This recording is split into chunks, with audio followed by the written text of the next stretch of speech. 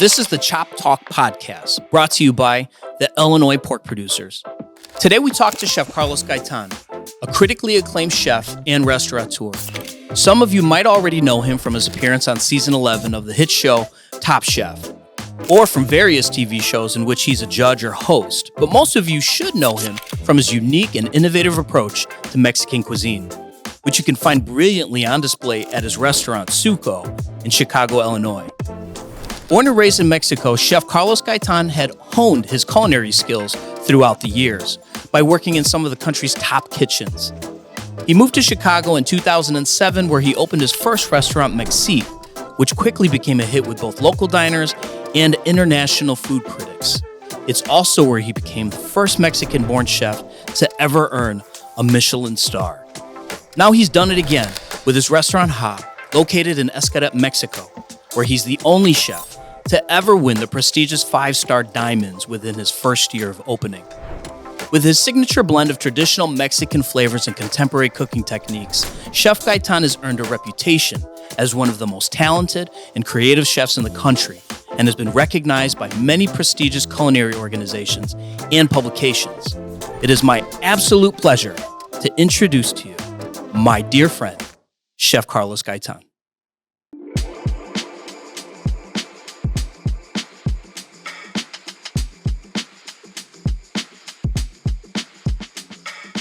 So Carlos, tell me a little bit more about Tzuco and the inspiration for it, how it's really changed the new transition from where your old restaurant, which we'll talk about, and then this new phase for you. You know, since Mexique, I used to do more fine dining, and sometimes I feel like people are really afraid of fine dining. Mm-hmm. I want to see more repeat customers all the time. So for me to do that, I had to change everything, about my cooking. And then I love, when I go back home, visit my mom, sitting on the table with my family, my brothers, wives, kids. It's always a celebration, right on the table. It's like my mom, she cooks a lot of dishes, put it right on the table. And everybody's reaching out, passing the food. And you enjoy it a lot. So Tzuco, it comes from Huitzuco. That's my hometown. Huitzuco. Yeah. It means place of thorns.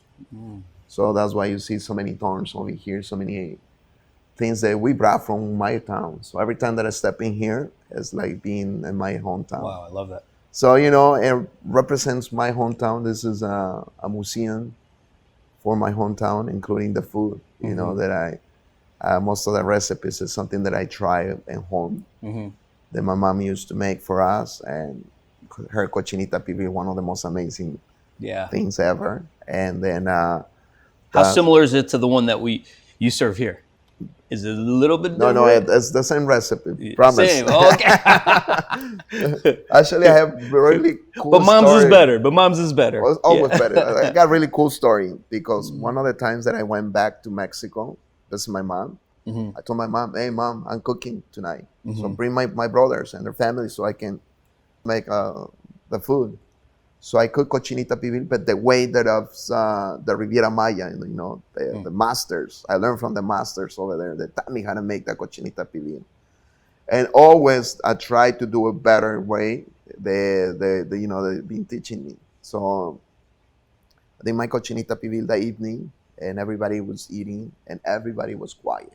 And I was like, this is not normal. Normally, when I cook at home, everybody gets happy, and I had to ask my mom, "Hey, mom, how's my cochinita pibil?" She's very kind, turns around, and she's like, "My dear son, I will cook my cochinita pibil for you tomorrow." Like, ouch. It hurt. Yeah, that's why everyone was so used to eating mom's cochinita. Yeah. That's nothing great. to do with mine. So the next morning, I wake up with her, went to the market, take a look, notes what she was going to put in her cochinita. Nothing to do with the previous one. Wow. Her cochinita, it was, you can tell there's levels. Yeah. My mom, I'm still down here myself, Yeah. And then... how long ago was this? I was in 2019. before I opened Tzuco. Wow. So I asked her, I said, hey, Mom, do you mind if I have that cochinita pibil in my menu? Yeah. And she's like, only one condition, my son. If I can go to Chicago and try it, making sure that you're doing the right way. Yeah. Yeah. So, So she came to Chicago. Yeah. She gave me the approval Yeah. that I was doing right. So. You know what I love about that story? You told me the year, 2019. That means you were already a Michelin-starred chef. And you went home and everybody there, no, not like Mom's cooking. No. It shows it doesn't matter. It doesn't matter. That's the thing. Still levels. Yeah. You know, my mom is still up here. I'm still down here learning, you know. And that's the way it's supposed to be, you know. Yeah. And that's the way, you know, Tzuco has started, you know. I was inspired by home. I was inspired by my mother's cooking. I was inspired by the fact that, you know, it's the most beautiful thing when you share all the food with the people that you love on the table. And that's why Tzuco. Yeah. So, one thing I loved about what you just said, Carlos, was from Mexique, and then you started here, you had to change. Yeah. You said you realize that people, there's a certain element of, that's great, fine dining is good. And sometimes I think in restaurants, we do things for our ego, right? So we're like, oh, I want to open this fancy restaurant. But then you forget also, you know, the reason you're doing it is to share your passion, to share your talents with the world. And oftentimes not everybody can go to a 3-star Michelin restaurant or go to a fancy restaurant to make it more accessible. And you realize that, you know what? I can open Tzuco. I can still offer this exceptional quality, which will wow people. I mean, the reason I think you're all over Instagram is because the food that you cook not only is delicious, but it's like, it's so just amazing. It's beautiful from your entrees to your dessert, right? You realize that you had to change. And I think that's sometimes a challenge for restaurateurs, for chefs. They get so stuck in one way, kind of like we're talking about with pork. People are so stuck in one way of thinking, oh, I'm only gonna eat this. They have to venture out and change a little bit and try something new and maybe include pork in their diet more or on their menu more, you know, and you realize you had to change. It's one of the hardest things for us to do. So here's the thing. I don't know why pork gets the bad rap. Every time somebody wants a healthy, lean cut of meat, they automatically go to chicken or steak. I'm not saying they're bad, but I prefer lean cuts of pork. They're still packed with a ton of protein. I mean, today's pork has about 16% less fat and 27% less saturated fat as compared to 30 years ago. Pork also has many beneficial qualities that make it easy to incorporate into a balanced menu. The variety of options range from decadent and flavorful to lean and nutrient cuts that are affordable, easy to make, and enjoyable for everybody. Both the pork tenderloin and pork sirloin roast meet the criteria for the American Heart Association Heart Checkmark, which means they contain less than 5 grams of fat, 2 grams or less of saturated fat, and 480 milligrams or less of sodium per label serving. Pork is packed with a ton of protein, making it easy to include in a health-forward and balanced diet. For more information regarding the health benefits to pork, head to illinoispork.com. That's ilpork.com. You know, one of the things I really want to bring to the world right now, and especially to Chicago, within Latin cuisine and everything that you've done for it, especially in the time that we're in right now, it's challenging financially. Restaurants are challenged. Homes, you know, trying to find new things to cook, it can be expensive, right? We were just talking to the kitchen, even eggs.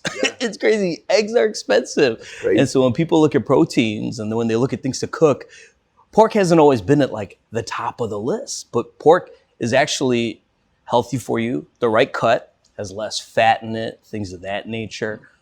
For you, in coming up in the restaurant world, why do you think it's been almost challenging for restaurants to have pork on their menu, right? Like you always see steak, you always see chicken, but then why do you think chefs and restaurants have steered away from it? Sometimes I feel like we don't have the right information, you know, when it comes to that.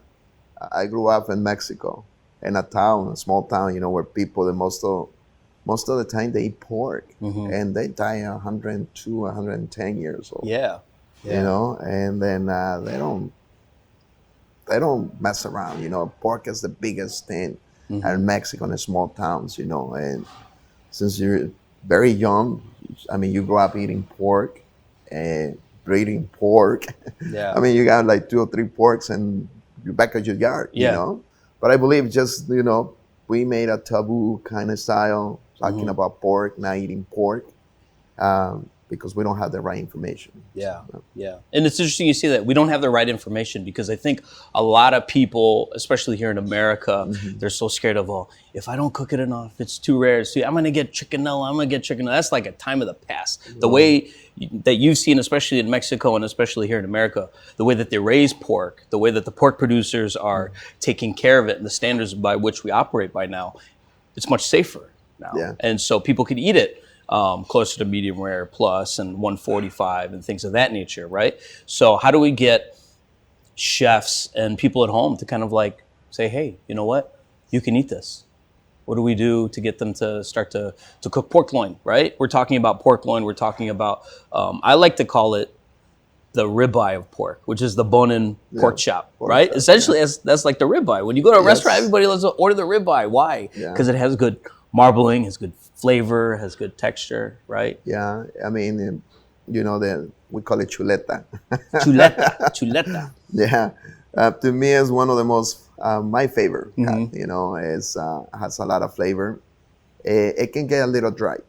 Not here at Tzuco. It's not dry here at Tzuco. No, because what we do, we let it simmer or be in this mix that we do: water, salt, some herbs, for at least 4 hours, and then we pull it up, and then you cook it the right way. Yeah, medium.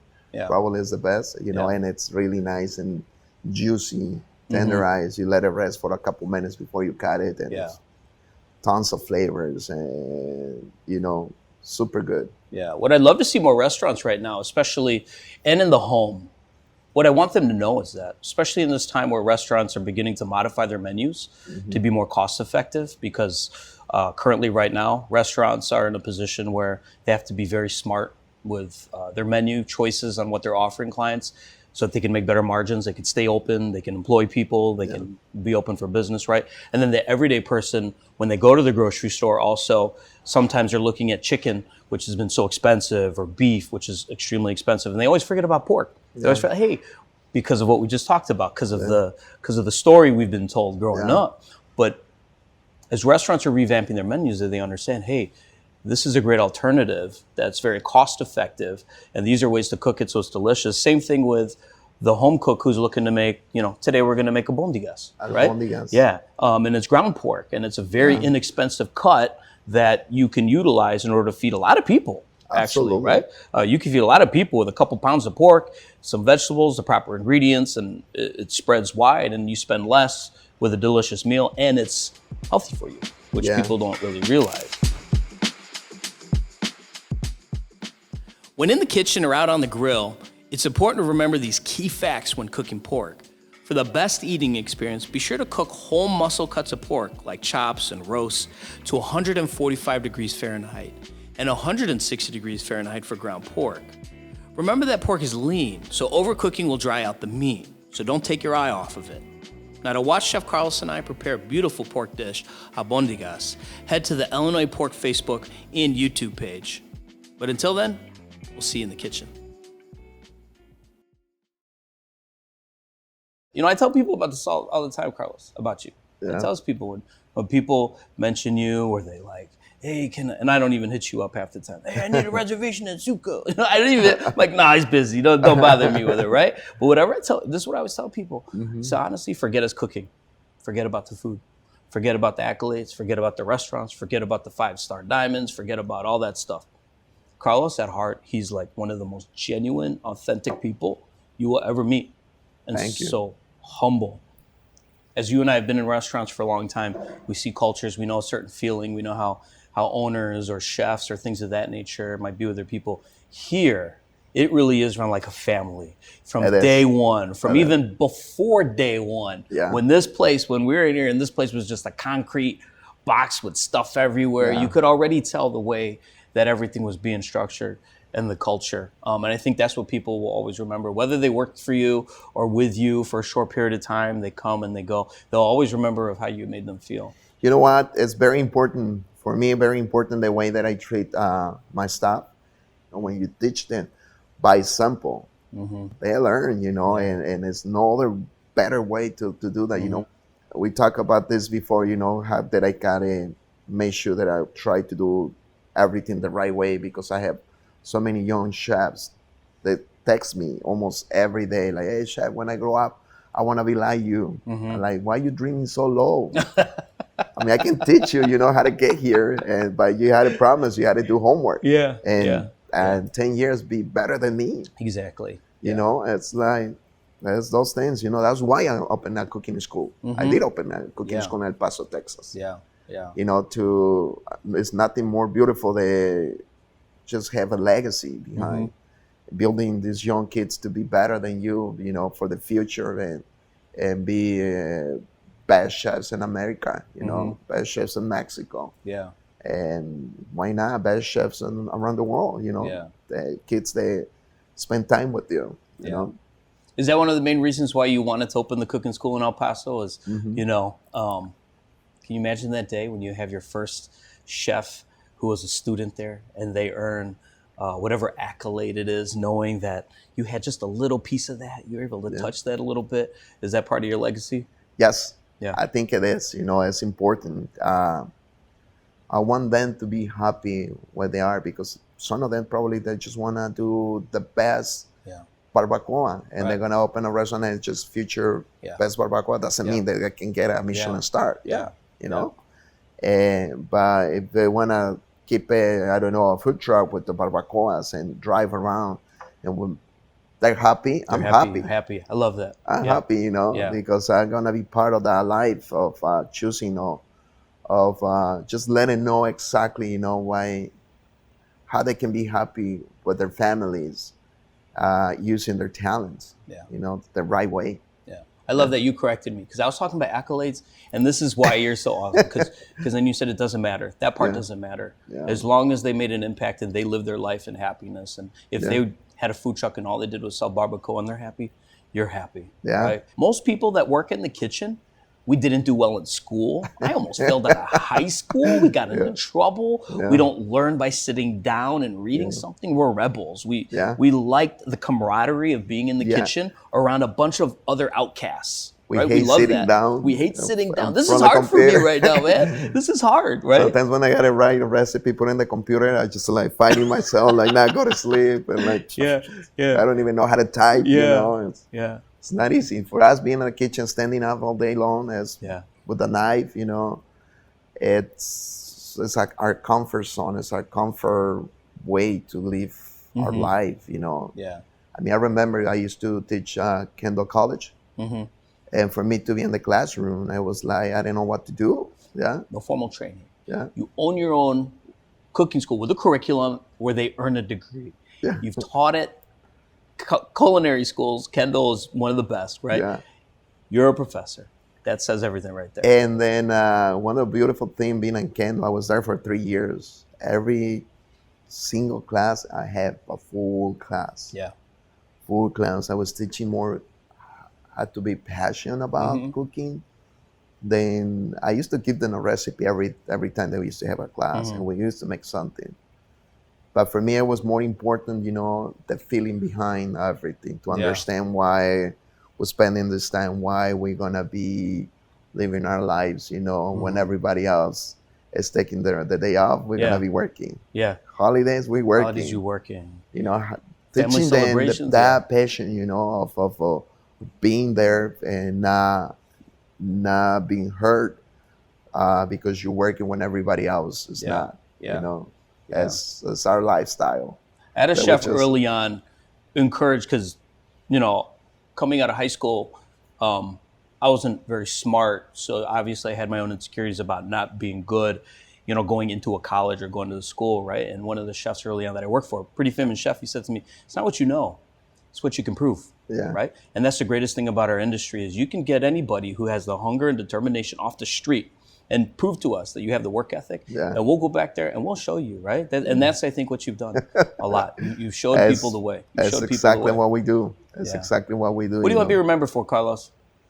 As you're building your empire. I think I'm doing something different right now. I think I'm educating people who doesn't understand Mexican cuisine, because in the United States or around the world, Mexicans, this is our fault that we don't represent our food, our culture really well. So we're afraid to do new style. People they don't know what a pescado a la talla is. People they don't know what pulpo enamorado. Many things that we have on the menus, but people know some Mexican cuisine as tacos and tortas, fast food, cheap food, and it's not what it is in Mexico. In Mexico we have an amazing culture, amazing cuisine, and one of the challenges that I took in my own is bringing the authentic Mexican cuisine that people do not know. That cochinita pibil is cooking whole. Yeah. The pescado a la talla that you go to Acapulco and it's cooked in front of you, whole fish, delicious, so many things, that people do not know. The barbacoa, that we have, the lamb barbacoa, the lamb necks over here, amazing, with ingredients that people were not familiar, jojoque. It's almost like a Greek yogurt. We have a lot of influence from the Middle East. They brought, the tacos al pastor and everything. So we have a lot of ingredients that we utilize in Mexico. Yeah. Maybe not, people do not understand they're Mexican as well, Right. And you go up to the mountains up there, in rain seasons, you find morel mushrooms, chanterelles, you find all those in Mexico. In Mexico. Wow, and people relate that to other cuisines. Yeah, You don't even think that that's You part of don't even Mexican think, cuisine. yeah. So it's a season, they have a lot of chefs that get together and they spend about 5 days in the mountains collecting all these mushrooms, cooking over there, just mushroom time, and bring mushrooms, to the markets. It's amazing. People do not know that. Yeah. I get the chance to travel Mexico all over and get to know many ingredients. Baja California, all the seafood is amazing. The cold water, it helps to bring the most amazing products from the ocean. Yeah. We had Japanese chefs, Japanese company come to Mexico and buy the best tuna fish. All the best tuna that is being taken from Baja. Yeah. Yeah. And people do not know those things. I didn't know you get really great tuna out of Baja Oh California. yeah, it's best quality. Wow. Yeah, we had so many fish that are, protected by the Mexican government because of getting extinct. But it's prices, Chinese people, Japanese people, they want to buy them. They pay a lot of money for those. For the quality. Yeah, the quality is amazing. Yeah. I think it's very important, to do that change. That's why you ask, what is the legacy behind, that you want people remember from you. So I guess, that I was one of the few, took the next step to change the face of the Mexican gastronomy of around the world. Yeah. Yeah. To change it. So it's not what people think it is when it's commercialized, but what the real authentic, what our parents, grandparents, and everything left behind that can get lost. Right? Absolutely. Yeah. So they don't go home and cook their mama cochinita pibil that nobody wants to eat. Yeah, absolutely. It's important for us to pass it on. Well, thank you, Carlos. I sincerely appreciate Thank you. what Thanks you do for and your time and opportunity. everything. So thank you, Carlos. All right, brother.